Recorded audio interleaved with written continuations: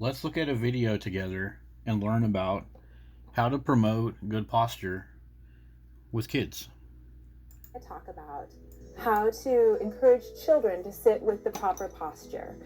This is my lovely assistant, Sienna, and she is going to show me typical slumpy posture. Why don't you show me what a slumpy position would look like? There's an exaggerated slump right there.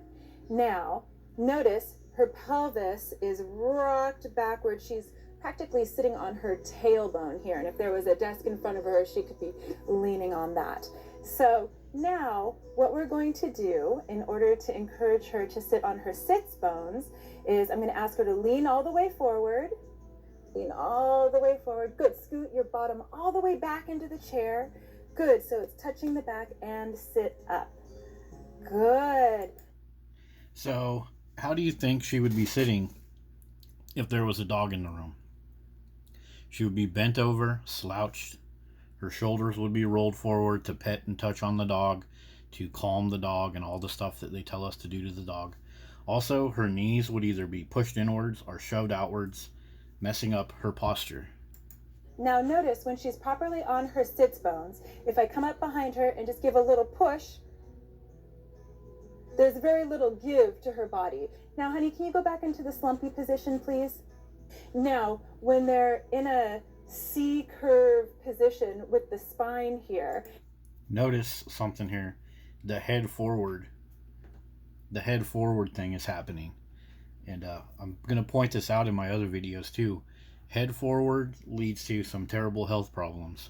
And they're hunched over, and I push on her shoulders, makes the C curve exaggerated. It turns the whole spine into a big spring here, and there's a lot of give.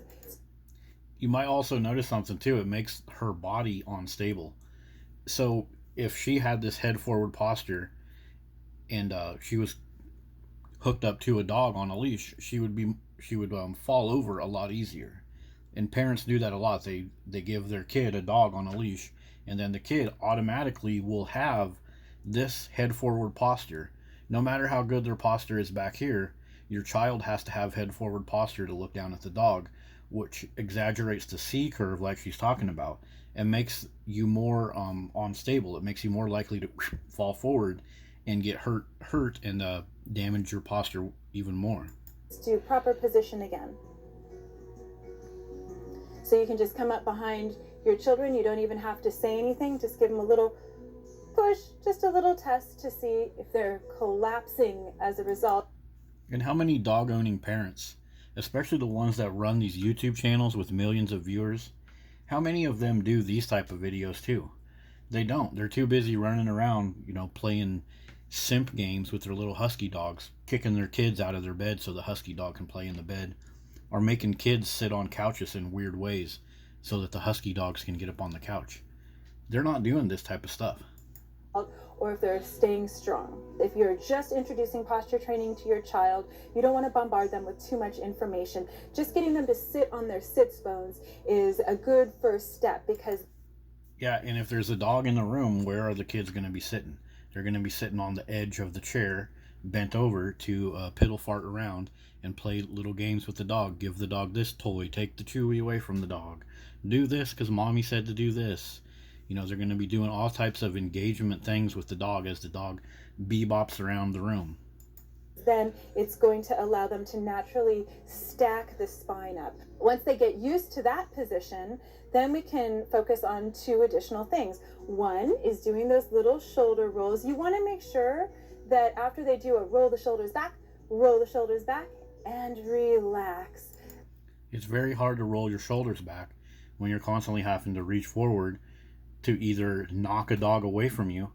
Like a lot of these people that have those dog videos on YouTube and just out in public, the little kid always has to be boom, boom, boom, knock the dog away if you have food, or they're giving food to the dog, which means their shoulders will be constantly rolled forward to engage with the dog and spoil the dog constantly. That they're not stuck in an overly rigid position. So Sienna, you look a little stiff, so you can relax a little bit.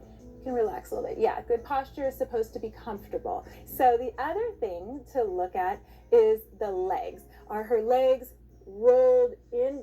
Her legs look good. She has separation between the knees, and her knees are kind of going away from each other. One thing that I don't like to see, here I'm cross, there we go, is the knees rolling in. So what she's talking about there, see this all the time if there's a dog in the room. The kid constantly has to take their hips back here. She's talking about the sit bone and turn them this way or that way. And then to compensate, the kid has to put their feet over here or their feet over here or put a foot over here to accommodate 2 or 3 dogs hopping up on her. So the knee position that helps with good posture, having a dog in the room is constantly compromising that. Like this. So you were doing really good. Another really important part of the equation is the furniture that you buy for your children. Yes, for your children, not for your dogs. This chair, as you can see, it's nice and supportive. If you put someone on the couch, especially someone so small, they're really not going to be able to sit on their sits bones. They're going to have no choice but to fall into. Yes, fall into that C shape. And then you put a dog in their lap and they fall into the C shape more. Or you put several dogs, one over here, one over there, and then they have to crane their neck left and right and be in the C shape. All of that is compromising the blood flow to their head.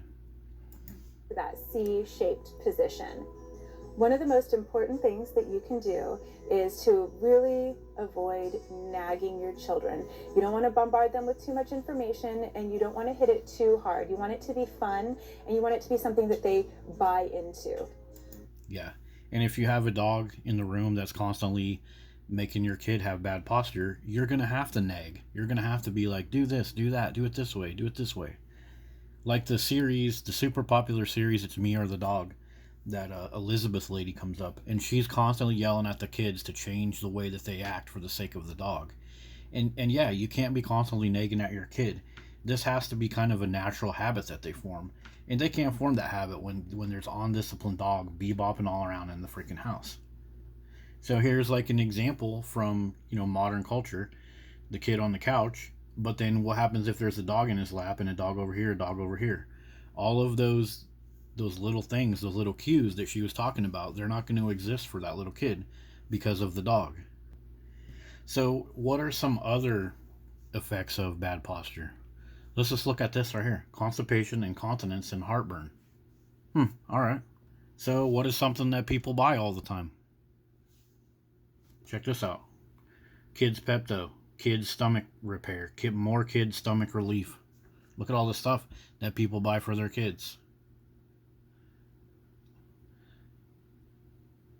It even tells you, if you go look at this, how many have been bought. 1,000 plus in the last month. So in the last month, $8,000 has been spent on kids stomach relief.